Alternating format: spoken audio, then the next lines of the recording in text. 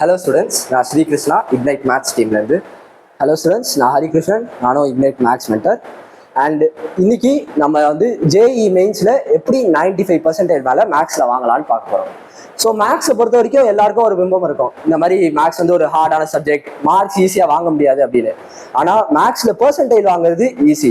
ஏன்னா உங்களுக்கு மேக்ஸில் 10 கேள்வி, அதாவது நீங்கள் ஒரு 40 to 50 மார்க் வாங்கினாலே நீங்கள் 95% மேலே ஜேஇ மெயின்ஸில் ஈஸியாக வாங்கிடலாம்.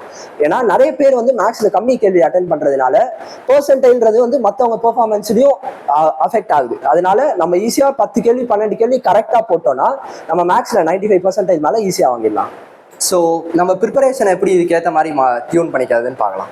ஸோ ஜேஇ மெயின்ஸை பொறுத்த வரைக்கும் நீங்கள் பிவைக்யூஸ் நிறைய சால்வ் பண்ணலாம். அப்படி பிவைக்யூஸ் சால்வ் பண்ணும்போது நீங்கள் உங்களோட ஸ்ட்ரென்த், வீக்னஸ் அதெல்லாம் பிவைக்யூலேயே கிளாஸிஃபை பண்ணி நீங்கள் அதில் சம்ஸ் போடும்போது டைப்ஸ் ஆஃப் ப்ராப்ளம்லாம் என்னென்ன வருது அப்படின்னு பார்க்கணும். ஃபார் எக்ஸாம்பிள் நீங்கள் அப்ளிகேஷன் ஆஃப் டெரிவேட்டிவ்ஸ் சாப்டர் எடுத்துக்கிட்டிங்கன்னா increasing function, decreasing function, maxima, minima, இந்த மாதிரி கேள்விகள் நிறைய கேட்பாங்க. மேட்ரிசஸ் டிட்டர்மினன்ட்ஸில் எடுத்துக்கிட்டிங்கன்னா உங்களுக்கு கிராமர்ஸ் ரூல் இல்லைனா அட்ஜாயின்ட் ப்ராப்பர்ட்டிஸ் வச்சு நிறைய கேட்பாங்க.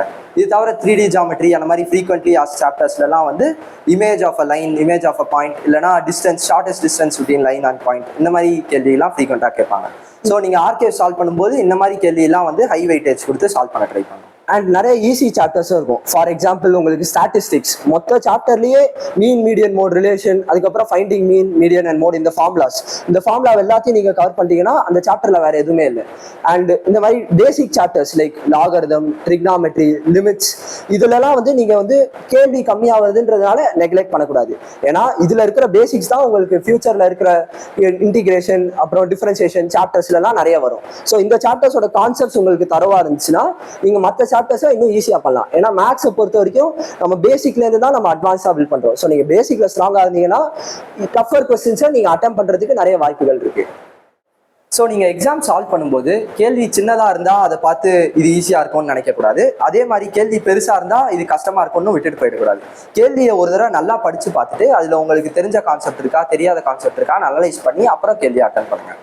இது தவிர நீங்கள் சம்ஸ் போடும்போது லென்த்தி கால்குலேஷன் இருக்கிற சம்லாம் எனக்கு ஸ்டெப்பு தெரியும் அப்படின்னு சொல்லிட்டு விடாமல் அதெல்லாம் கடைசி ஆன்சர் வர்ற வரைக்கும் சால்வ் பண்ணிங்கன்னா தான் உங்களுக்கு எக்ஸாம் டைமில் வந்து நீங்கள் கால்குலேஷன் எரர் மிஸ் பண்ணுவீங்க. ஏன்னா நீங்கள் கான்செப்ட் தெரிஞ்சுக்கிட்டு கால்குலேஷன் எரர் மார்க் விடுறதோட மோசமாக ஒரு விஷயம் கிடையாது. அதே மாதிரி நீங்கள் வந்து எக்ஸாமில் சம்ஸ் போடும்பொழுது இல்லை நீங்கள் எக்ஸாமுக்கு ப்ராக்டிஸ் பண்ணும்பொழுது நீங்கள் வந்து நிறைய ஷார்ட் கட்ஸ்லாம் இருக்குது. ஃபார் எக்ஸாம்பிள் இன்டெஃபினைட் இன்டிகிரல் பண்ணுறது நம்மளுக்கு டிஃப்ரென்சியேஷனோட கொஞ்சம் கஷ்டம். ஸோ அவங்க கேள்வியில் கேட்கறத பொறுத்து ஆப்ஷன்ஸில் சப்ஸ்டிடியூட் பண்ணியோ இல்லை ஆப்ஷனை டிஃப்ரென்ஷியேட் பண்ணி நம்ம ஆன்சரை வாங்குறது. அண்ட் அதே சமயம் லைக் நம்மளுக்கு ஈக்குவேஷன் கொடுத்துருப்பாங்க கொஸ்டினில் கானிக்ஸை பொறுத்த வரைக்கும். ஸோ எந்த பாயிண்ட் வந்து அந்த ஈக்குவேஷனில் இருக்குன்னு கேட்பாங்க. ஸோ நீங்கள் ஆப்ஷனில் கொடுத்த பாயிண்ட்டை வந்து டேரெக்டாக அந்த ஈக்குவேஷனில் சப்ஸ்டிடியூட் பண்ணி செக் பண்ணிக்கிறது. இந்த மாதிரி நீங்க நிறைய ப்ராப்ளம்ஸ் போட உங்களுக்கே சில ஷார்ட் கட்ஸ் தெரிய வரும். அதாவது ஆப்ஷன்ஸை வச்சு நீங்க ஆன்சரை எப்படி சூஸ் பண்றது அப்படின்றது. ஸோ இந்த ஷார்ட் கட்ஸ்லாம் நீங்க யூஸ் பண்ணீங்கன்னா உங்களுக்கு எக்ஸாம்ல உங்களுக்கு டைம் கன்சியூம்டு பர் கொஸ்டின் கம்மியாகும். அண்ட் நீங்க ஏற்கனவே லென்த்தியா சால்வ் பண்ண கொஸ்டின்ஸை செக் பண்றதுக்கு இது ஒரு குயிக் வேவா கூட இருக்கும்.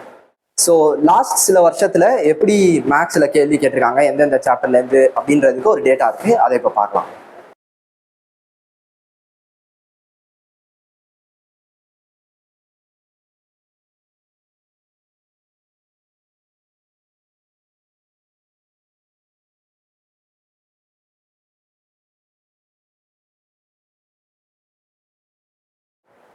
ஸோ இப்போ இந்த டேட்டா பேஸ் பண்ணி நாங்கள் ஒவ்வொரு சாப்டர்ஸ்லையும் இருக்கிற கான்செப்ட்ஸுக்கு இம்பார்ட்டன்ட் கொஸ்டின்ஸ், அதாவது இந்த கேள்வியெல்லாம் கண்டிப்பாக எக்ஸாமில் வரலாம்.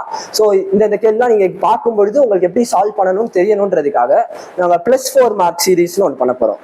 மீனிங் ஒவ்வொரு கான்செப்ட்லேயும் இருக்கிற கேள்வியை அண்ட் அதோட கான்செப்டை நாங்கள் எக்ஸாமில் உங்களுக்கு வர்ற மாதிரி நாங்கள் சால்வ் பண்ணி நாங்கள் வந்து உங்களுக்கு வீடியோஸாக இந்த சேனல்லையே ஃபியூச்சரில் அப்லோட் பண்ண போகிறோம்.